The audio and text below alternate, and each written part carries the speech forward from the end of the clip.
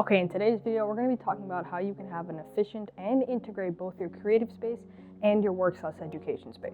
Let's get right into it.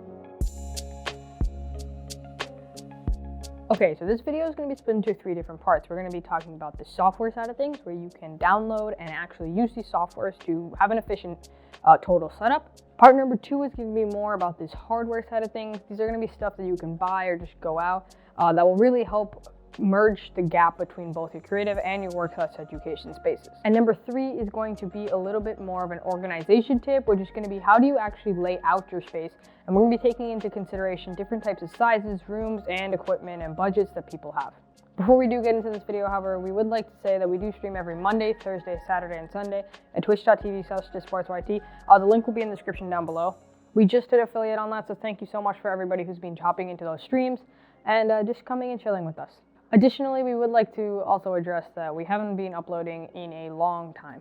So because we were kind of caught up with between school and just the times that we are in, we are going to be uploading on a much more regular basis and would be looking to upload some more high quality content in the future. Okay, so firstly, we're going to be talking about the software side of things. Now, on the software side, we are going to be recommending two different programs, and they're both revolving around the same use case and application. Okay, so the first program we're going to be recommending for you is called Voicemeeter Banana/Potato. This is some crazy names, but essentially it's a virtual audio mixer.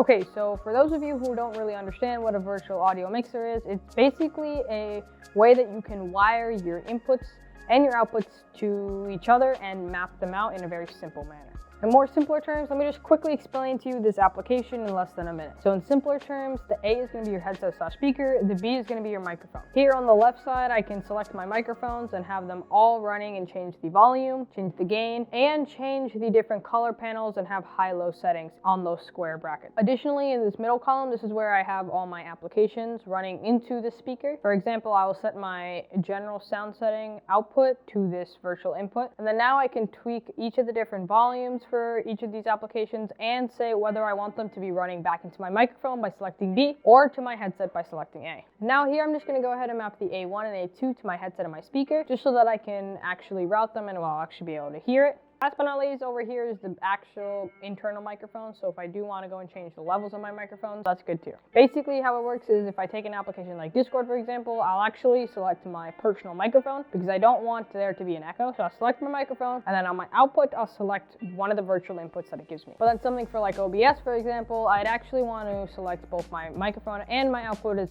either or of the virtual inputs that it gives me that link to Voicemeeter. So I understand this is going to be a little bit complicated to some. I'll leave a link to a more in-depth description of this video that we did, and you can go ahead and check that out if you really want to nail this down. It's an amazing application, but it does take a little more time to set up. Okay, and coming in number two is a much simpler way to actually have this audio mixer. It's not really truly an audio mixer, it's more of just a volume level. As you can see over here, when I download this application called Ear Trumpet, I can just tweak and change the different levels of each of my applications that I'm using. I understand that there is a volume mixer that I'm opening right here. I can just go ahead and change the levels, but it's much harder to get to, and it's a lot more complicated for some. Additionally, I have to scroll all the way down to reach different tabs, and it shows applications that I'm not actually using, and it just does background processes. This could take up just 5 to 10 minutes in your day to scroll through this, but this is a more clean way. Okay, and part number two is actually going to be the hardware. Like I said before, I'm just going to be mentioning a couple of different products I think will be a huge help to your setup. I will be taking into consideration that people will have many different types of budgets, and these are going to be products that are more on the cheaper end of stuff. Okay, so at number one, we have a very controversial thing, but it's going to be duct tape and zip ties. Now, I know a lot of people are going to be like, why do we need duct tape? Or at least for the time being. For example, for me, I don't just keep my set smack in the middle of my room because I wouldn't be able to actually use the rest of my room. So instead what I do is I use duct tape to mark out the places where I actually keep all my equipment, at least for my YouTube videos. And then I use zip ties. However, I do use this more when I'm shooting a product shot or for a client and I just need a zip tie. Clean it up so the client doesn't trip, or it's just for their peace of mind. Okay, and then at number two, we're going to be talking a little bit more on the cable side of things, but this is going to be USB and auxiliary extension cable. Basically what this allows you to do is extend the signal from a USB or auxiliary cable and extended over a multitude of meters/feet. The reason I'm recommending this is because it allows you to extend that signal, whether, for example, an auxiliary cable, if you have a bunch of different instruments/speakers, you can use this to quickly clean out your setup and actually put cables around rather than just cut them across and potentially create a hazardous environment. Same for USB cables, except this is a little more generic because you can use it for almost anything. These are the two most cables often used in setups, and honestly, these are really overlooked because a lot of people just like to think cable management is all about just running your cables cleanly. However, if you do also want to have a cable managed setup, USB extension cables and auxiliary extension cables are going to be key to have the perfect length in order to actually route these wires through. Now, a bonus tip right here is you could also get a USB hub/power bank because these are both also go hand in hand with that USB extension cables. It's just a little bit of a different use scenario. And at number 3, we are talking about our last tip on how to have a better integrated creative space and a work/education space in these times. So here we are going to be talking more about your actual setup and how you can configure it in almost any type of budget or space. My number 1 tip, you have to do this no matter what, is have a organized and clear paper space. Now, what I mean by this is you don't just have to go buy a separate desk to go write some paper out. I'm talking more along the lines of having an area where you can actually fit a whole piece of A4 paper and some area for you to actually go ahead and jot down some ideas, whether it's for school/work, or it's actually just, you're thinking of an idea that you need to write down real quick. You need to have that designated area where you can actually go. This is going to turn out to be a lot more or less efficient, and additionally, it's going to turn your peace of mind down in the dumps. Okay, and number 2 is going to be what I like to call keep your setup modular.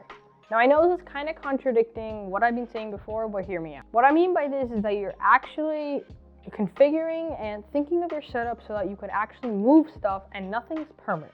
Now, I know this might be going against what I've said before, but the reason I'm saying this is so that you can keep your peace of mind and actually don't make anything permanent. For example, my camera setup and my YouTube film setup that I've talked about previously isn't smack in the middle of my room.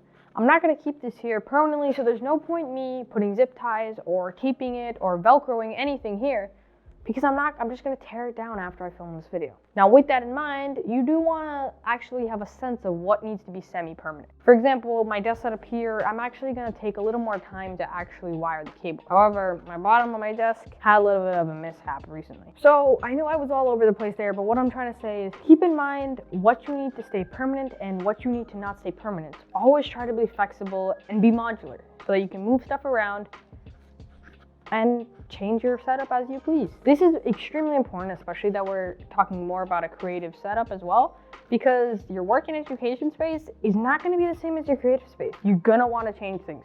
Trust me on that. Okay, this last tip is more of a encompassing the whole thing. Please get a chair.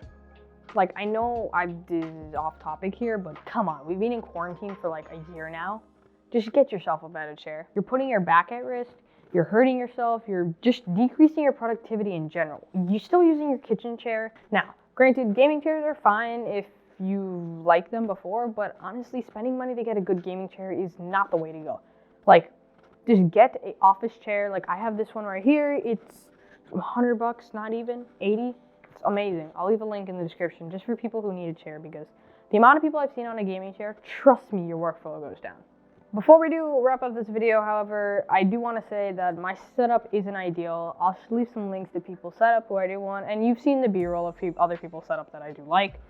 Honestly, it's more that these are some tips that I've learned throughout this whole year of quarantine, and obviously now that we've gone, more things are going to be using online school, or you're going to be wanting to use the setup a little more. Okay, now just before I close out, I do want to let you know I'm opening a Fiverr for pretty cheap, around 20 bucks a video. Maybe less. I'll start off at 10 bucks a video. All you have to do is text me "saw you on your vid" when you email me or when you check us out on Fiverr. Basically, what we're going to be doing is I'll be making promotional product videos. So if you have a product, whether it be a website or a real product in life, I'll be making Daniel Schiffer inspired product videos. Quality is very high, but I am starting out. This is just a side hobby. So this is my first time actually selling it and making money off of it. I have made it for friends and family just for free.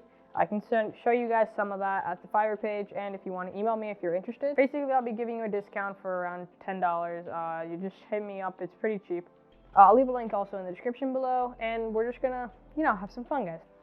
So yeah, do check us out on Twitch and all the stuff that I mentioned before, but I'll leave links to a bunch of different products that I think is necessary.